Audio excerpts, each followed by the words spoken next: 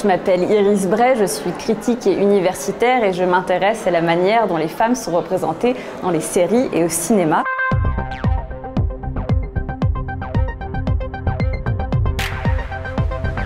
Il y a beaucoup de choses qui ont évolué depuis les années 70, mais je dirais qu'en fait la chose majeure, c'est qu'il y a plus de femmes à des postes de pouvoir. C'est-à-dire qu'il y a plus de femmes showrunneuses, il y a plus de femmes qui sont à l'écriture, il y a plus de femmes qui sont à la réalisation. Et dans les séries où c'est le cas, on voit vraiment une différence dans la manière dont les personnages féminins sont représentés.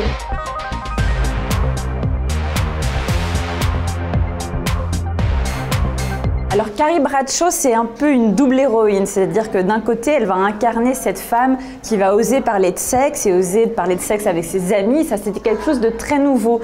Mais d'un autre côté, Carrie Bradshaw, elle fait l'amour en soutien-gorge et elle fait l'amour pour trouver l'homme de sa vie, et ça, tout d'un coup, aujourd'hui, ça nous paraît beaucoup moins contemporain.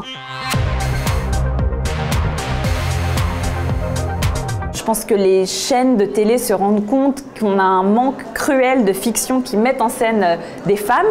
Et je pense que les chaînes vont commencer à prendre plus de risques. Ça a été le cas par exemple avec 10%. On a eu une héroïne lesbienne pour la première fois à la télé française. Ça fait du bien. Donc on en est, je pense, aux prémices et je pense que ça va aller encore beaucoup plus loin.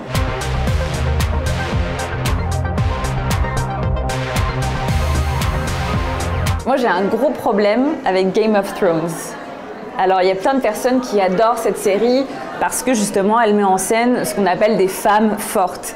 Oui, il y a des héroïnes dans cette série. Oui, dans les dernières saisons, elles ont acquis, en tout cas, une capacité d'agir. Moi, j'ai un gros problème dans la manière dont ils représentent les scènes de sexe et les scènes de viol et la manière dont on regarde toujours les femmes comme des objets de désir. Et je pense qu'il va falloir changer ça. Le fait que la parole se libère autour des questions de harcèlement, c'est une première étape. La deuxième étape, c'est qu'il faut libérer le regard. Il faut qu'on libère notre regard de ce qu'on appelle le male gaze. C'est quoi le male gaze? C'est objectifier les femmes et prendre du plaisir à les regarder en tant qu'objet. Et si on allait un petit peu vers le female gaze, vers ce regard féminin, qui ne serait pas l'inverse du male gaze, mais qui serait d'être dans l'expérience féminine, là, je pense qu'on fera vraiment changer les choses quand on aura du female gaze dans nos écrans.